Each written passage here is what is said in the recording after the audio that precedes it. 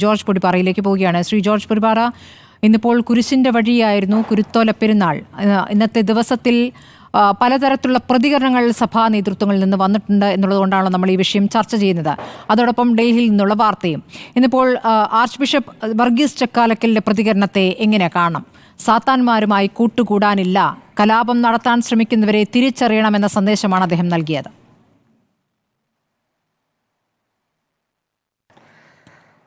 തീർച്ചയായിട്ടും സ്മൃതി, അതിന് ഒരുപാട് മാനങ്ങളുണ്ട് എന്ന് വേണം കരുതാൻ. പ്രത്യേകിച്ച് ഇപ്പോഴത്തെ ഒരു സാഹചര്യത്തിൽ, അതായത് ഈ വഖഫ് ഭേദഗതി ബില്ലുമായിട്ട് ബന്ധപ്പെട്ട് സഭയ്ക്കകത്ത് തന്നെ വലിയ അഭിപ്രായങ്ങളും അഭിപ്രായ ഭിന്നതകളും ഒക്കെ നിലനിൽക്കുന്ന ഒരു സാഹചര്യത്തിൽ കോഴിക്കോട് ആർച്ച് ബിഷപ്പായിട്ട് നിയോഗിക്കപ്പെട്ട അല്ലെങ്കിൽ അദ്ദേഹത്തെ ഉയർത്തപ്പെട്ട ഡോക്ടർ വർഗീസ് ചക്കാലക്കൽ പിതാവിൻ്റെ ഈ വാക്കുകൾക്ക് വലിയ അർത്ഥവ്യാപ്തിയുണ്ട്. പ്രത്യേകിച്ച് ഭിന്നിപ്പിൻ്റെ അതുപോലെ തന്നെ വേർതിരിക്കലിൻ്റെ ഒക്കെ ഈ പറഞ്ഞ വിഭാഗീയതയുടെ ഒക്കെ വക്താക്കളാക്കാൻ ശ്രമിക്കുന്നവർ എന്ന് വിവക്ഷിക്കുന്നത് ആരെ എന്ന് കൃത്യമായിട്ട് അദ്ദേഹം പേരെടുത്ത് പറയുന്നില്ല. ഒരു രാഷ്ട്രീയ പാർട്ടിയുടെയും പേരെടുത്ത് അദ്ദേഹം പറയുന്നില്ലെങ്കിലും ഇപ്പോഴത്തെ സാഹചര്യത്തിൽ നമുക്ക് മനസ്സിലാക്കാൻ കഴിയുന്നത് ആ ഭിന്നിപ്പിൻ്റെ അല്ലെങ്കിൽ ആ വിഭാഗീയതയുടെ വേർതിരിക്കലിൻ്റെ ആ രാഷ്ട്രീയം എന്ന് പറയുന്നത് BJP ഉദ്ദേശിച്ച് തന്നെയാണെന്ന് ചിന്തിക്കാനാണ് എളുപ്പം. ഒരുപക്ഷെ അദ്ദേഹം അങ്ങനെ തന്നെയായിരിക്കും ചിന്തിച്ചത് എന്നാണ് ഞാൻ വിശ്വസിക്കുന്നത്. ഏതായാലും അത് വളരെ വളരെ പ്രധാനപ്പെട്ട ഒരു പ്രയോഗമാണ്. ഒരു മതമേധാവി, അതും കഴിഞ്ഞ ദിവസം മാത്രം ആർച്ച് ബിഷപ്പ് പദവിയിലേക്ക് ഉയർത്തപ്പെട്ട വർഗീസ് ചക്കാലക്കൽ പിതാവ് വളരെ കൃത്യമായി തന്നെ ഈ പറഞ്ഞ ഒരുമയുടെയും അതുപോലെ തന്നെ സാഹോദര്യത്തിൻ്റെയും അതുപോലെ തന്നെ എന്താ പറയുക, മതങ്ങൾ തമ്മിലുള്ള ആ ഒരു സാഹോദര്യത്തിൻ്റെയൊക്കെ വാക്കുകൾ ഉരുവിട്ടുകൊണ്ട് സ്നേഹത്തിൻ്റെ സന്ദേശമാണ് ആവശ്യം. അത് ഭിന്നിപ്പിൻ്റേതല്ല, വേർതിരിക്കലിൻ്റേതല്ല, ശത്രുതയുടേതല്ല, വിഭാഗീയതയുടേതല്ല എന്ന് പറയുമ്പോൾ ഇന്നത്തെ വർത്തമാനകാല സാഹചര്യങ്ങളിൽ അതിന് വലിയ പ്രസക്തിയുണ്ട്. കാരണം നമുക്കറിയാം, ഈ വഖഫ് ഭേദഗതി ബില്ലുമായിട്ട് ബന്ധപ്പെട്ട് ഏറ്റവും കൂടുതൽ അഭിപ്രായ വ്യത്യാസങ്ങൾ അല്ലെങ്കിൽ ഏറ്റവും വലിയ ചർച്ചയ്ക്ക് വിധേയമായത് കത്തോലിക്ക സഭയാണ്. പ്രത്യേകിച്ചും അതായത് കത്തോലിക്ക സഭ അല്ലെങ്കിൽ CBCയും അതുപോലെ തന്നെ KCBCയും ഒക്കെ ഈ വിഷയത്തിൽ പാർലമെൻറ്റിൽ ചർച്ച നടക്കുമ്പോൾ ഈ കേരളത്തിൽ നിന്ന് വോട്ട് വാങ്ങിച്ച് ഈ സഭയിലെ വിശ്വാസികളുടെ വോട്ട് വാങ്ങി ജയിച്ച ആരും ഈ വഖഫ് ബില്ലിനെതിരായി വോട്ട് ചെയ്യരുത്, അതിനെ അനുകൂലിക്കണം, ഈ ഭേദഗതി ബില്ലിനെ അനുകൂലിച്ച് തന്നെ ആവണം എന്ന രീതിയിൽ ഒരു എന്താ പറയുക വളരെ കൃത്യമായ ഒരു നിർദ്ദേശം പുറത്തുവിട്ടു. അത് വലിയ വാർത്തയായി, വലിയ വിവാദമായി.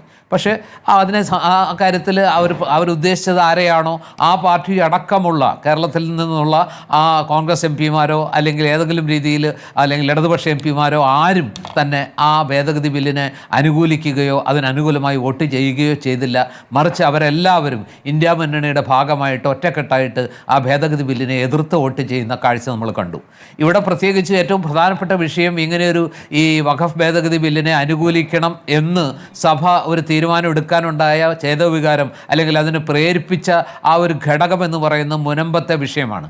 മുനമ്പം വിഷയത്തിൽ ഈ പറഞ്ഞ പോലെ കേരളത്തിൽ ആ വിഷയം പരിഹരിക്കാൻ ഇവിടുത്തെ രാഷ്ട്രീയ പാർട്ടികൾക്ക് യഥാസമയം കഴിഞ്ഞില്ല എന്നൊരു വസ്തുതയാണ്.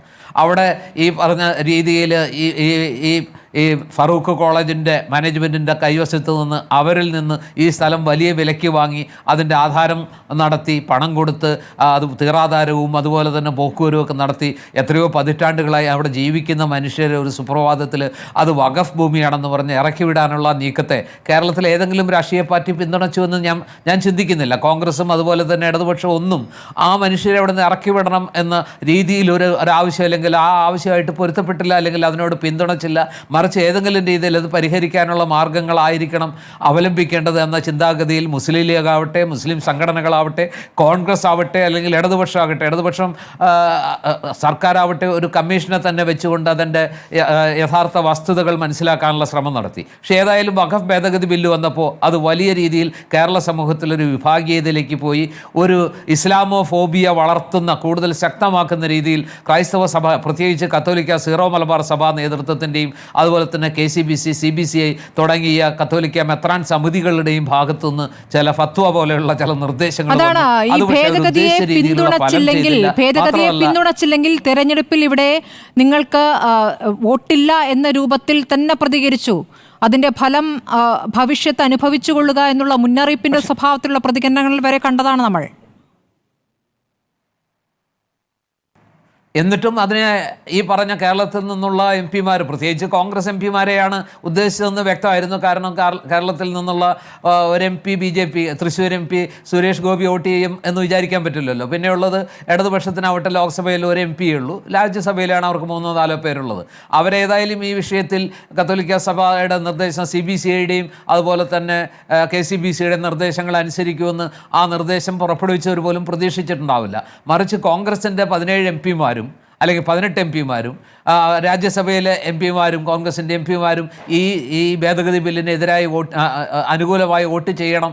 അതല്ലെന്നുണ്ടെങ്കിൽ തെരഞ്ഞെടുപ്പിൽ അതിൻ്റെ സ്മൃതി പറഞ്ഞതുപോലെ ഭാവിയിൽ അതിന് വലിയ വില കൊടുക്കേണ്ടി വരും എന്നൊരു മുന്നറിയിപ്പാണ് ചെയ്തത്. സത്യത്തിൽ അത് തിടുക്കപ്പെട്ട ഒരു നടപടിയായിപ്പോയി, യഥാർത്ഥ വസ്തുതകൾ മനസ്സിലാക്കാതെയുള്ളൊരു നടപടിയായിപ്പോയി എന്ന് തൊട്ട് പിന്നാലെ വന്ന ഈ പറഞ്ഞ ഓർഗനൈസറിൽ വന്ന ലേഖനം നമ്മൾ കണ്ടു.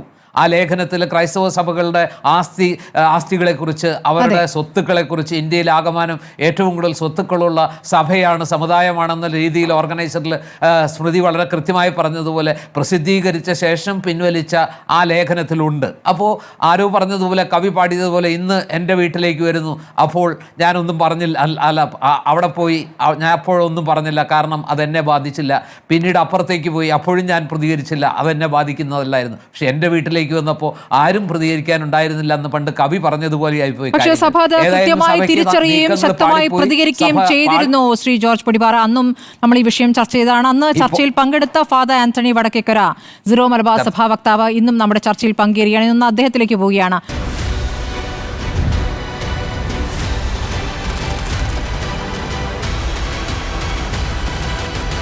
ഡിബേറ്റ് വിത്ത് സ്മൃതി പരുത്തിക്കാട്.